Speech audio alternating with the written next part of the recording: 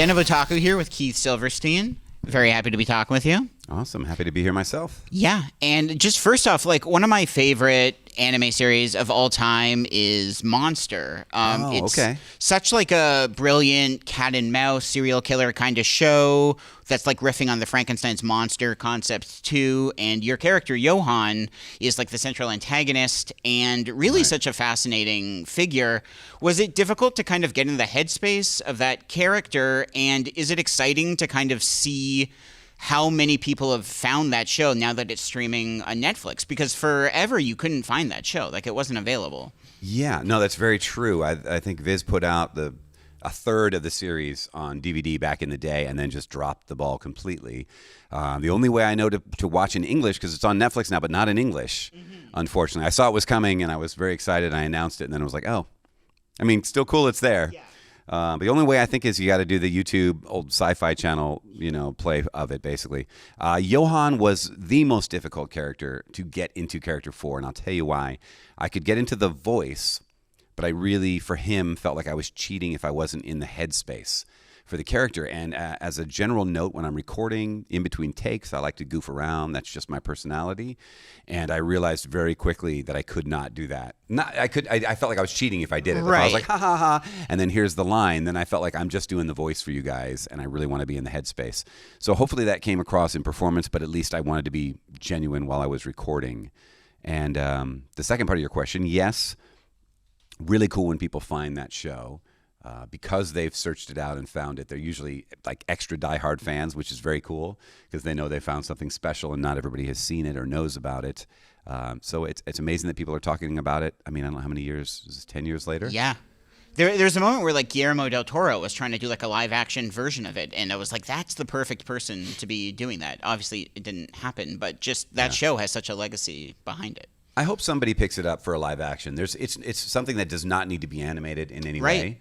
It's very cool that it is an anime, but at the same time, it's like you could just do this as a series. So for sure, please do. And I mean, the fact that it's in like Germany and stuff too, like it's really all over the place. Kind of on a similar note too, like that same creator has the new show Pluto, which is like this Astro Boy remix. Yes, I love that show so much. I think it's already like a modern classic. And Epsilon, the character you play in that, is kind of like the antithesis of Johann in a lot of ways.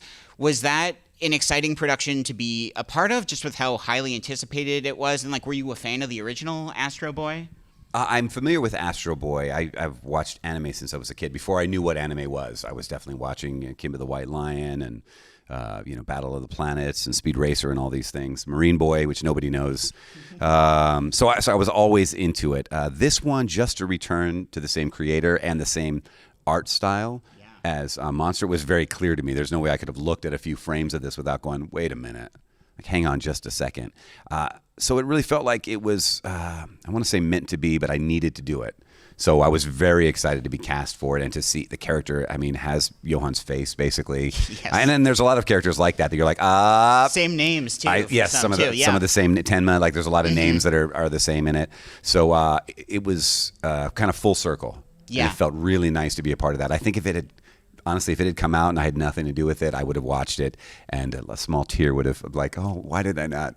Why was I not a part of this? I feel like I should have been. So I was excited, It was like so many people were looking forward to it. And it came out perfectly, I think. Like, it's awesome. So good. I did see it. I enjoyed it very much myself. So, yeah. I love that. Mobile Suit Gundam is like kind of one of the holy grails of anime, I'd say. And you're so fortunate to have voiced Char in a lot of like the modern versions of the Universal Century timeline. Was that intimidating at all to take on a character that has like such a intense fandom around him? I don't think I realized how big the character was, and mainly because I came into it as Full Frontal first. Right. We had done Gundam Unicorn, and I played Full Frontal, and I realized, just for simplicity, that he's basically a clone of Char. So then when they brought me in to do Char, it was actually very interesting for me to kind of get his backstory. Right. Which I didn't know. I've been familiar with Gundam, but mainly because of the toys. As a kid, I was like, what are these? These are incredible. Never really got into Gundam. There's a lot of political intrigue, and I'm more for like, okay, give me a little bit of that. And now the space battle, go space battle, cue that up.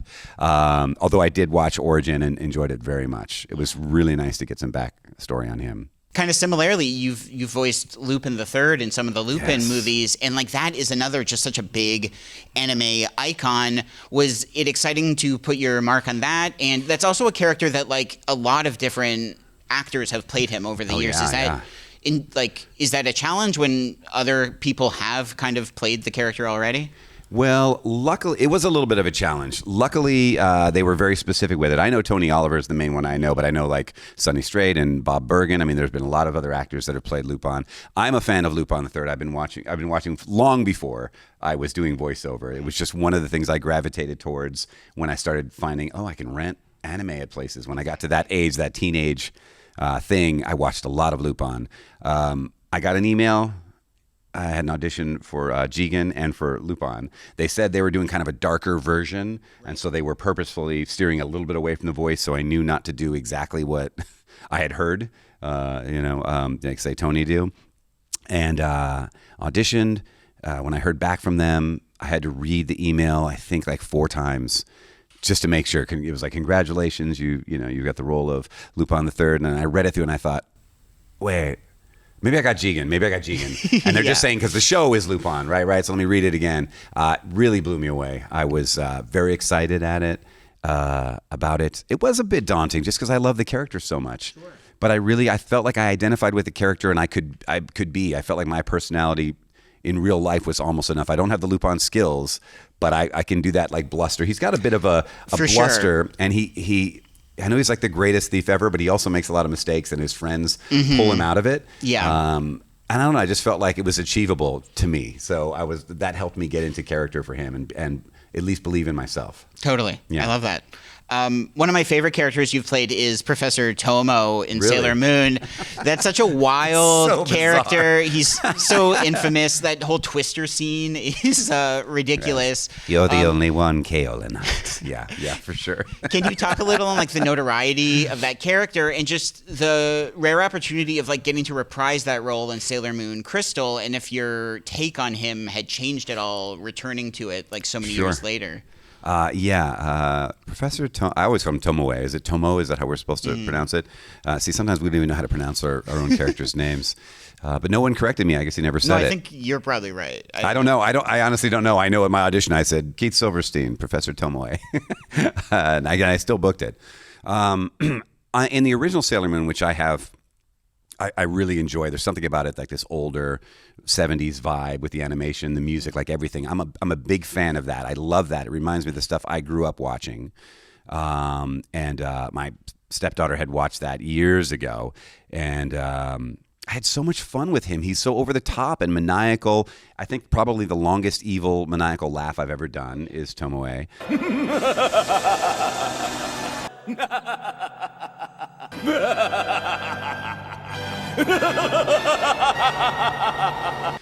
Multiple times. I think he's like first, second, and third in that respect.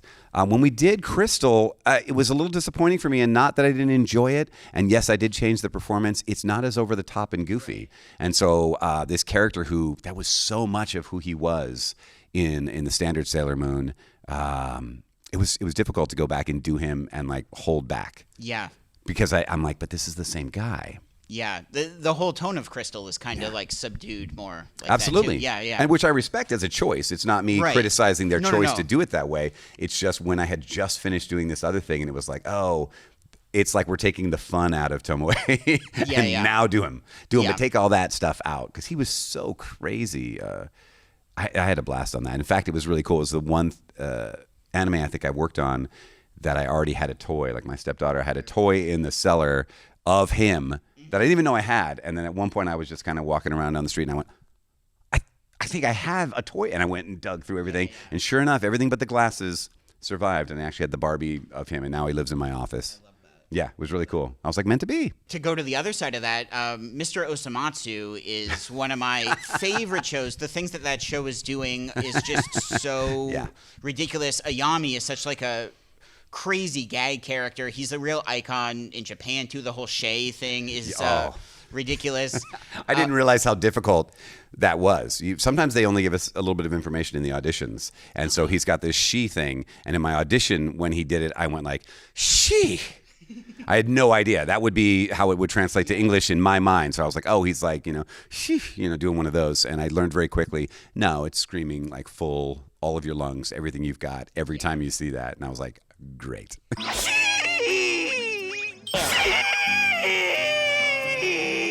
Was that like that series and that character, was it difficult to kind of just wrap your head around it all? Because that show is like very inside baseball, I think, in terms of anime. Yeah, I don't know if it was difficult. I understood a lot of the gags that they went with for the show and the choices they made. I just loved how just, I don't know, the comedy, just it's ridiculous. I mean, I've never even gotten through all of it because my kids can't be awake at all. Like if I think they're sleeping in their room and they can hear daddy cursing in the other room in multiple voices, then I'm like, I can't watch it. So I've seen about a third of it or something like that. I love it. It's so fun. I really do. It's one of the ones that's killing me that I haven't gotten around to seeing a little bit more of. But he was difficult. It was also during the pandemic, and it was right when they were figuring out how to make it work from home. Sure. So there were a lot of sessions where we would watch a loop, watching one line, and it would change every time they played it. Right. So if the first time they played it, the flap was like, then they play it again and it goes. And I'm like, play one more time. I have no idea. Every time you do it, it's different. They play it again, and sure enough, it was like, and you're like, I don't even know what. I'm just going to listen to the audio and give my best read to what the audio is doing, and hopefully that'll fit in on your end. But that's a frustrating thing because you want to look at your performance immediately and go, that match is great, or hold on a second, give me one more because there's something else he's doing in the animation. So it was very frustrating to record, and there was a lot of trust. Like, are you sure that looks good on your end? It doesn't work on my end. And it's a hard thing to do as an actor to just, when you're used to that, to let it go. Yeah, I'm sure. Yeah. Well, thank you, Keith. This has been awesome. And love everything you've done. Everything? Come on. Most. I'll accept most. Some, maybe. Sure. Thanks for having me. Thank you. Den of Otaku here with Cristina Vee, and just very happy to be talking with you, Cristina. You've done so many just amazing roles over the years. I'm excited to just get into it all with you. I think one of your most prolific characters is definitely Rei, Sailor Mars from Sailor Moon. She was definitely my favorite of the Sailor Scouts growing up. And just, was it an interesting experience getting to return to that character for Sailor Moon Crystal and just playing it again? Had your interpretation of the character changed at all? I know Crystal is a little different in tone. She was definitely less sassy and more like a little princessy, I feel. Yeah. So we definitely changed the voice up a bit. I was just glad that they asked us back to do Crystal as well. That is a bit of an unusual experience to have to reprise the character like that in a slightly different context. Yeah. So, because we were recording the original series, I think we recorded it a bit and then Crystal at the same time, so concurrently we're doing both of them. I understand now. It's up to me. I know what I have to do. Mars power! Make! Kind of a similar show, but another one I like a lot is you're the titular character in Magical Girl Lyrical Nanoha. And that show is having a recent resurgence. They just announced a Blu-ray coming out this year for it. Oh with, my god! With my voice, with your voice and all that. And just why do you think that show is kind of stuck with people over the years? And is it exciting to think of a whole new generation of people that will get to experience that show? That's crazy. I was 19 when I did that show. Yeah, it seemed like it was one of your first. I think roles. It was my first leading role. I think the appeal for that show is they're small girls, but they have these big weapons, and they're be my friend, otherwise I'll have to end your life. And seriously, that's what I remember from the show. And guess what? They all become friends. So it's lovely. Kind of similar to that too, but Madoka Magica is one of my favorite anime, and it's just such a interesting subversion of the typical magical girl show. Homura, I think, is one of anime's most tragic figures. It's what a wild character. And just after having done a few more conventional magical girl series, was that an interesting experience to be involved with that? And are you excited for the movie that's coming out that's supposed to wrap up the whole shebang? I've been waiting for that movie for Me too. a million years. I can't wait. I loved Madoka. I thought it was especially when it came out, it was like, what is happening? Exactly, This yeah. is crazy. I can't believe that they're doing this. If you haven't seen it before, 10-year-old spoilers, but when mommy got her head bit off, I was like, that's a joke. Like, that's not how, it's good. She's going to come back to life. And it wasn't until like the end of episode 12 where I'm like, oh my God, she did it. She died. Yeah. She's dead. She was gone. Yeah. The way that show keeps on surprising you is really surprising. special. Yeah.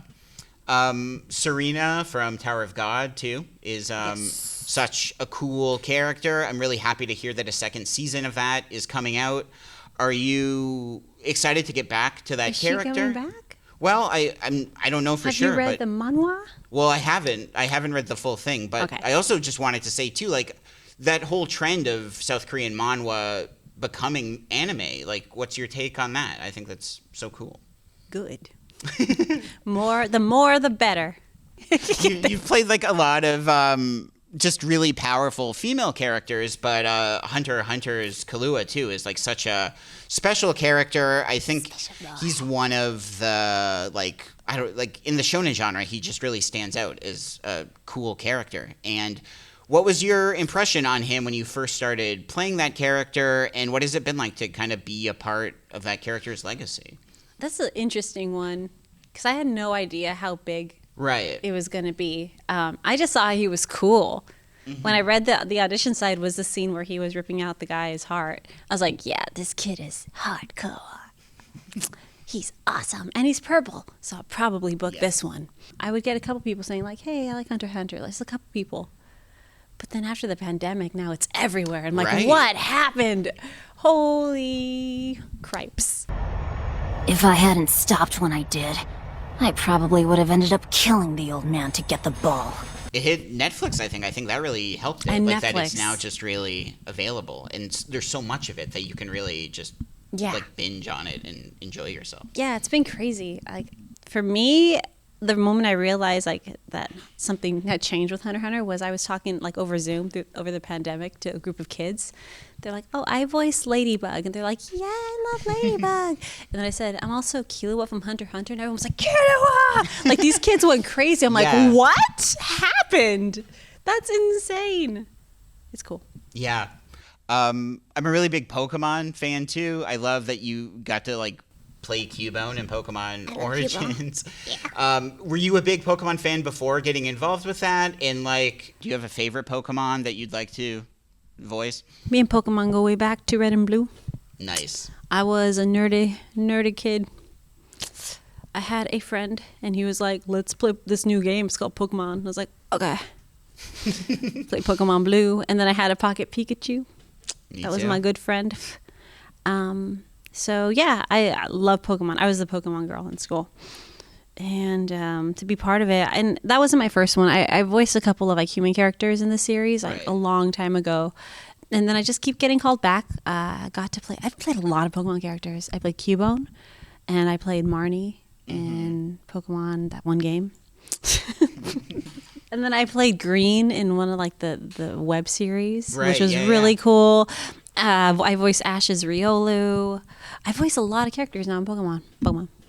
I think Mobile Suit Gundam is kind of like one of the biggest anime institutions. It's on a lot of like people's anime bucket list to be a part of that show. And Iron Blooded Orphans, I think, is like one of the best modern Gundam series that's out there. Was it exciting to join the Gundam franchise and also just be a part of a mecha show? You haven't done much mecha stuff, have you? So I grew up loving Gundam Wing. So Nice, me that too. was yeah. I loved Gundam Wing in more ways than one. Hiro Yui. So yeah, it was really exciting. And also really shocking what happened to my character. Yes. I was like, I had a hunch. Dark show, yeah. I had a hunch because I was like, wow, my character has a lot of lines this episode. Oh, she's happy. Oh, no. Never a good I thing. knew something was going to happen. Yeah. Was not expecting that.